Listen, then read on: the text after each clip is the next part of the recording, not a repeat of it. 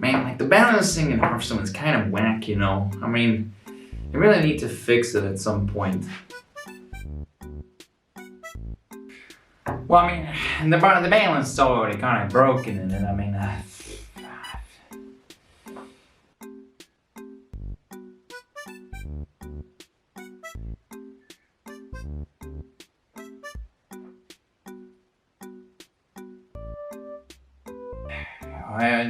what do you think, Game Dev Clone?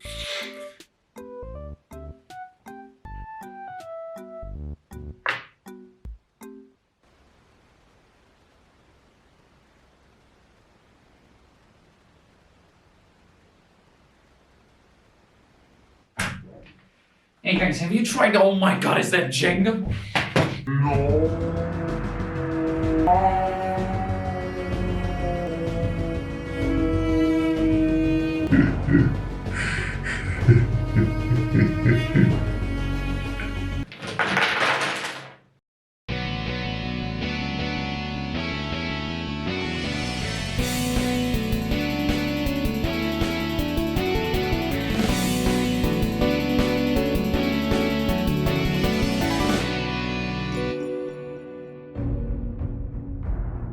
Welcome back to the pits of hell where YouTube knows everything you know. Anyway, it's Halloween and you know what time it is? Celebrate Christmas! Ugh. Now, even though the shops are filled with Christmas items by now, I think it's a good time to talk about some scary games. And what is more scary than Monsters and Mortals? What about FNAF? Are you 12? Now you might think Dark Deception Monsters and Mortals, isn't that a multiplayer party horror game? There's nothing scary about that. And I would say to you, have you tried playing with my friends? Because any multiplayer experience with them is basically like setting your foot into the Battle of Kisan. Like, one of my friends has a keen ability of trying to finding out what is the most busted thing in a game. And this game right here is really busted. So how does this game work, like? Well, you know Pac-Man? Well, make it first person with power-ups. Oh, and smooch some horror in there and mix it together and you should get the Powerpuff Girls! Huh.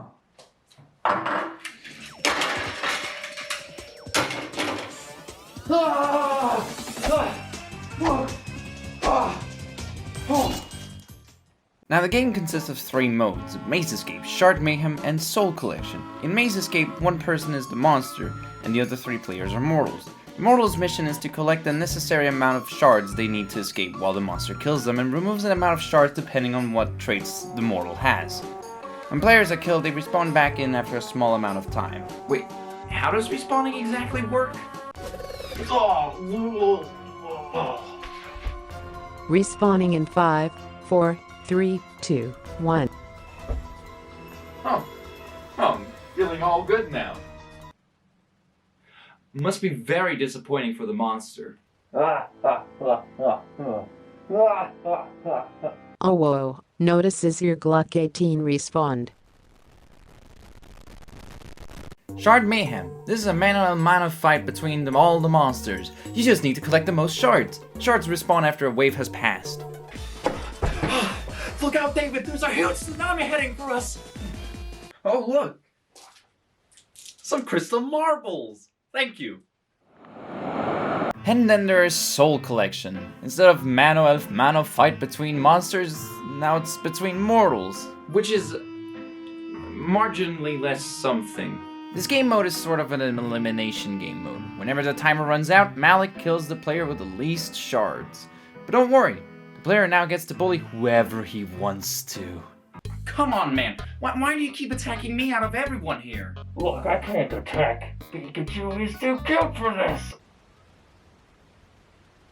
And this cycle of torture continues until there's 1 player remaining. But hey, you thought that was it? Well, I mean, there's not only power-ups, but there's also characters, and those characters have their own stats and ultimates, and boy, we're gonna be talking about the characters. But first, before we talk about the characters, let's look at the maps. Now, at the time of this video release, there are currently only 6 maps. Let's cover each of them. Monkey Business. This is one of my favorites. It's cramped and it's really hectic, especially if you run into another player. I forgot to mention this, but each map has a trap and boss encounter. And this is probably the best map to start discussing this. First of all, You're going to see these events appear often. When I was recording this footage, I was playing with a friend who just has a curse with this game. His curse being that he always triggers these stupid encounters. CBT isn't the only good experience down in hell. Playing Monsters and Mortals is just as good. Anyways, you might be wondering, why are these encounters so annoying? What's the fact that they happen too often? I don't know if it's something to do with my luck or like my friend's luck, but like they need to set a limit to how often these encounters happen. So the trap and monkey business is... Oh, banana. A lot of the bananas spawn around on the stage. Whenever you touch one of them, you get stunned, which means this can happen. Oh, but it gets worse when the boss gets in. Oh, hello, yeah, I'm here for the 47. Yes, when you hear Italian opera, you know you're screwed. Basically, some chef monkeys are spawned in, and will chase you down. Seriously, hearing one of these coming near you is a scary thing, especially if a banana stuns you. The second map is known as Deadly Decadence. This map is a giant hedge maze, which feels a bit more open compared to the last map. The trap in this one is really hard to avoid though. Throughout the map there are these spike holes. When the trap is activated, spikes will come in and out of these holes, like Mario. And still to this day I have PTSD. Hey, listen to this, David. But then you get the boss, and this is one of the easiest bosses to avoid. I mean, yeah, the axes he throws do land in random positions, but if you pay attention or stay on the most right or left lanes of the mains, you'll most likely won't get hit, so yeah. This isn't the easiest boss. It's one of the easiest bosses. The next map is Stranger Sewers, and this is straight out the easiest stage in the game. The maze has big and wide corridors which are easy to navigate, and the traps and boss are stupidly easy. The traps here are the same as the Deadly Decadence map, although these spikes are placed in areas where it's quite easy to avoid them. And the boss, well, he goes through 2 corridors and throws ducks at you in the middle.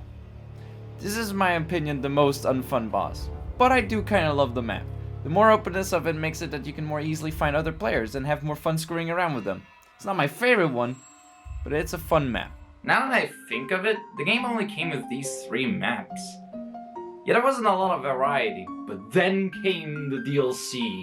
And a tiny update. So first they released Evil Elementary, and I'm not going to lie, I kinda love this map. The boss in it is so amazingly stupid and hard, yet it is funny. So the trap in this map is portals, and you might think, Wait till it was sure a great game. I can't wait to see Portal 3, dude. I can't wait for that to release. these fake portals are basically proximity mines, like the ones I use to protect my base in Gmod. Ah, isn't it just a lovely evening, Miss Vance, huh? Basically, these trigger when you walk into their collision. However, if you're a speed character, you can just run past them. Now the boss... Have you ever been afraid of the alphabet? Well, you're in luck, because now you will be. The boss is the alphabet, and oh boy, the song for them is goddamn amazing. I don't know why, but with the Italian opera and the monkey business, I always love to sing to this one too.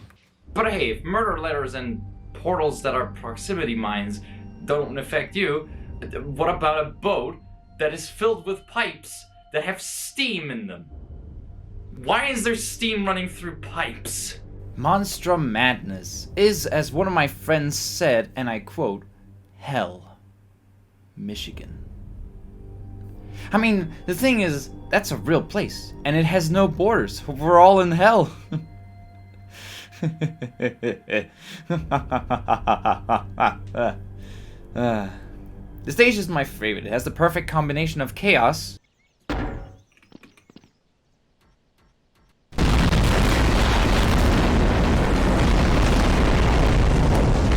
and non-chaos.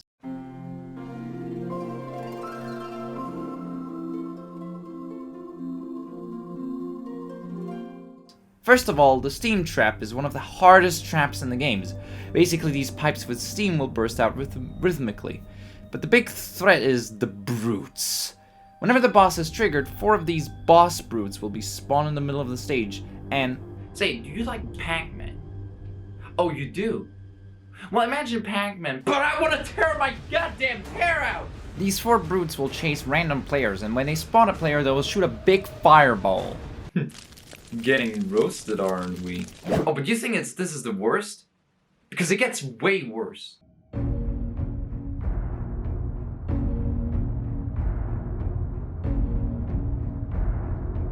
Yep, this is officially the I would rather eat poop-covered toast than this.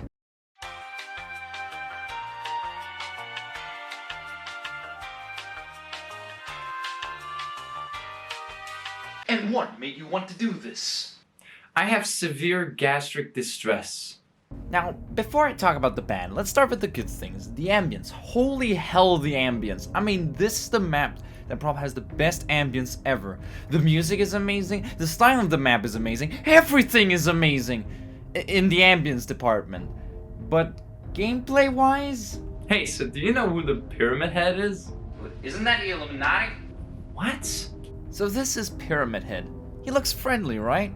Your opinion of him is going to change quite quickly. See, this guy's the boss. Each player gets their own version of them chasing.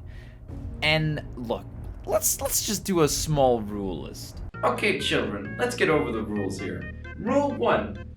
Don't get close to a Pyramid Head. Unless you enjoy masochism, of course. Rule 2. Run. Yep, the best thing you can do in this situation is run. And if you get caught, masochism time! And what is masochism?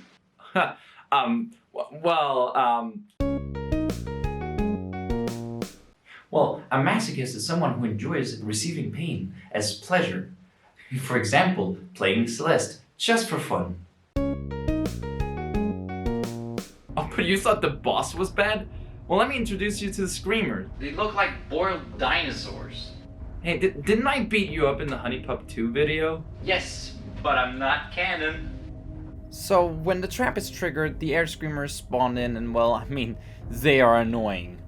I mean, they aren't the hardest trap in the game, but my god are they annoying. Okay, well, now that we know how the maps are and how annoying they are, what about the characters? Well, let's start with the monsters since, you know, they're kind of the highlight of this game. Currently, by the time this video is made, there are 10 monsters, but they're already adding in some new monsters by the end of this month. Heck, there was even one added while I made the whole script. So that one's not gonna get covered. Each monster has their own stats and own ultimates. Let's start with the Murder Monkey. You are never going to touch the Murder Monkey. This is the worst monster in the game. His ultimate is bad, his stats are bad, even most of his skins are bad. Plus you already have the Brute, which is just the Murder Monkey, but better. Agatha. Look, Agatha, she's just a surprise jump scare. That's why I love her. I love playing as Agatha. She's one of the fastest characters in the game, and her ultimate is just a fun way of screwing around with people with low health. Gold Watcher is a good character. Dread Ducky. Hey, are you gonna talk about how the Gold Watcher works in this game? Could you please stop walking into my room? The Gold Watcher is a socialistic character. He can throw axes. Dread Duckies are a duck that can instantly kill any player, or most players. I only play as Dread Ducky so I can hear the wet tippy-tap noise from my feet. Clown Gremlin. Yeah, the Clown Gremlin. I kinda hate this character and I love him. I mean, we've seen how useful clones are, right? I mean, you've seen mine.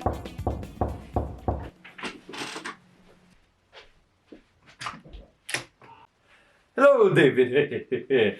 Here, get. Yep. A good thing. Malik is just a worse version of Gold Watcher. Now comes the DLC monsters and whoo boy! So first we have the Brood. Have you ever wanted to be thick and on fire? Well, that's the Brood. No, seriously, this guy's so big, I think he gets mental trauma with all the door roofs he takes on his head. Like, seriously, just the amount of roof doors he takes in the elementary evil stage is kind of immense. The Fiend. Okay, so the Fiend used to be the best character in game. You could basically teleport people to you and you would stun them, which basically gave you a little... You could just attack them a bit and then run away. Now you could just teleport people to you. And let them kill you.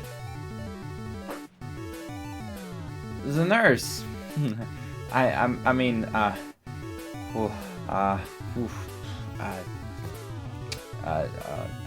And the rabbit. Hey, it's another clone character. Look what I got. So yeah, that's a lot of interesting things about this game, but again, it's not really that well balanced. I mean, look in the Mortals tab, you have basically a character that has a gun, which means she has range attack, which means she can hit anyone from a mile away. And to be fair, I like this game because of the chaos. I like the thing that it's just, you don't really know what's gonna happen on a map. You can be swarmed by 7 brutes on one night, or you just not experience any bosses or traps. That's what makes this game fun. I mean, heck, getting 3 Maliks is not funny, but in context is funny. Anyways, I like this game because chaos. Okay, so David, it seems like they've updated quite a few things, you know, they added some characters and well, it seems like they nerfed some characters too, and oh yeah, they updated some characters too and buffed some of them up, and yeah, there's been a lot of changes lately. It seems like your video is gonna be kind of pointless. I mean, yeah, it's